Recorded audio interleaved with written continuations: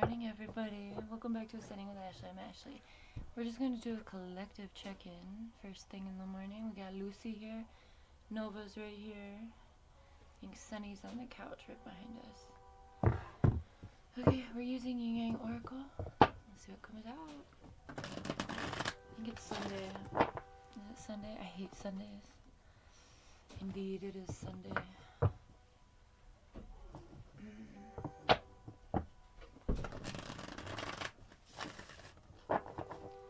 One more shuffle, I'll pull the main energy from the top.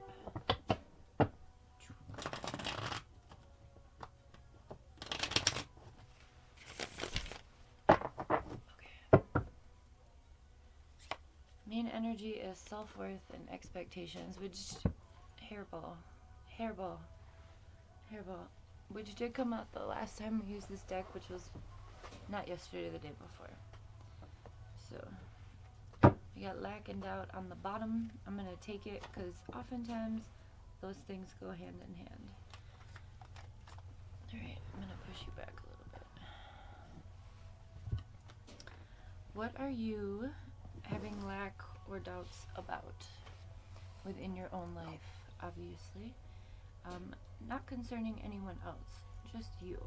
Your job, your home, your relationships, your family. What is it? What are you feeling lack and doubt around? Money, usually all of us. Remember that there are 81 billionaires in the world versus like billions of the rest of us. I think that's done by design to make us all feel lack and doubt. Because that also lowers our self-worth and expectation for our lives, right? How can we handle these energies? How can we get out of this? Release, surrender, purge at the bottom. Guarded, vulnerability. Present, abundant, higher self. Oh. This is lovely, actually. Okay, let me show you. So, guarded and vulnerability. Oh my god, what is all this fur? It's like on my table. It's Mr. Hootie. Anyway, guarded and vulnerability. Oftentimes when we are in a space of lack, that also feeds into being not allowing ourselves to be vulnerable with others, with the things we actually desire. And we guard ourselves, right? We wall ourselves off from that because there's more than likely a lingering feeling of something external to us. Again, money's a great example, making us feel like we're not worthy.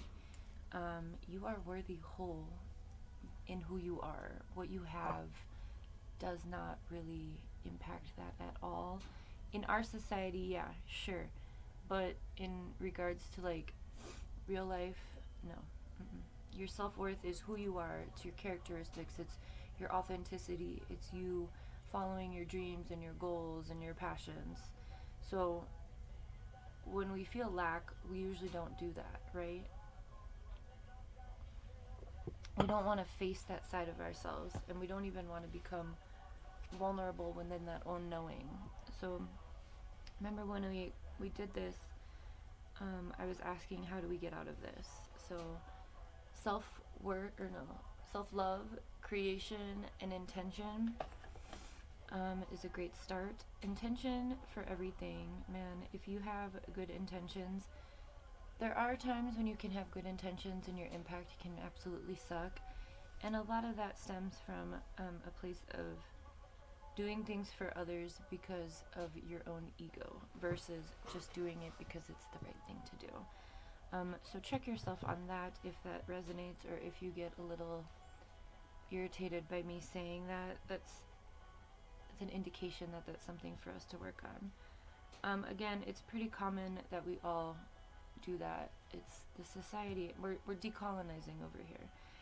Another way we can do this is by remaining as present and grateful as possible. Attitude of gratitude while also being present will lead to this abundance, right?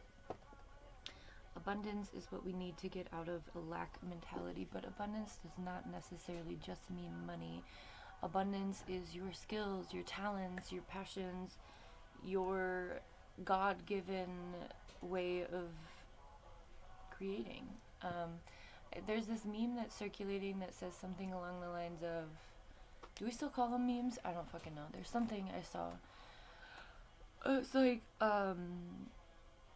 humans were meant to create, and that's why you get so exhausted when you're only consuming, right? So, I think the more present we are, I had a moment of being very present last night, and I realized how unpresent I am with what's going on in the world and focusing on stuff. So finding balance is also a way that we do that, and allowing our higher self to guide us. Our higher self is the part of us that is not human. It's our soul.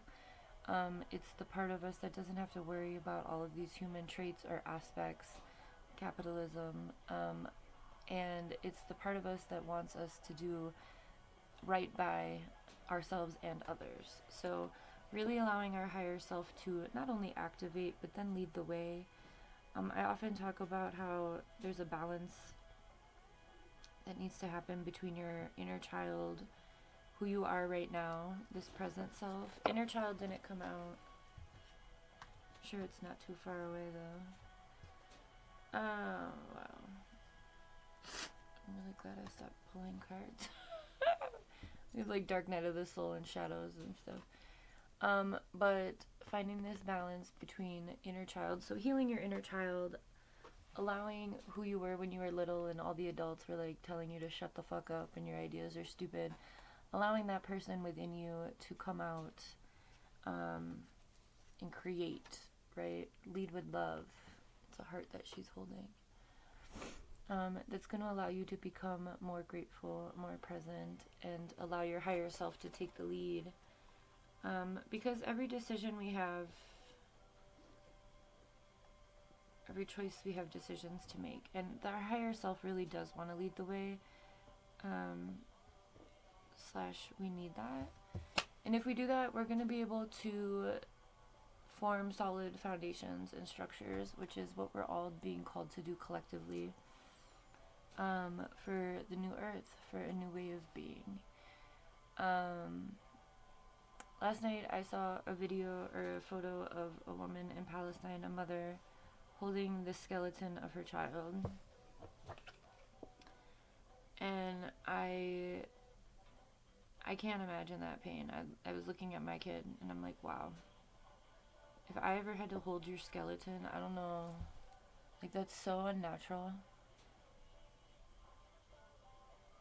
Like,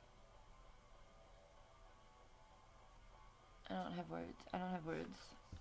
What I do want to say though, and the reason I brought that up with this last card is forming structures and solid foundations, is that this isn't it. We need to be building something different, collectively, that's going to take all of us to reimagine and take the power back. Again, there are 81 of them compared to 8 billion of us. It shouldn't be a problem. I know it's more than 81 because there's a lot of traders, but you get my gift. Gift? Drift? Jiff? Drift? Gift? So blue. Anything else for us? I should probably just cut it here because that's a pretty solid reading. Alright, let me go ahead and give you guys a sneak peek on the insight. Wish fulfillment is at the very bottom. And that's what we need. We need us all to be chasing what it is we wish for. Allowing that inner child to lead the way on that, right? Like, what did you want more than anything when you were little? Was it world peace? Okay. The inspirational insight today, I'll read it for you guys first. Opening. The whole world flows through you and the sky opens to show you the way. You are never lost. And I think that speaks really well with this reading. Allow your self-worth to be fulfilled. Allow yourself to release what is no longer serving you, what's standing in your way. Allow yourself to really reconnect with who you are at your core before you got indoctrinated into an evil system. Have a good one.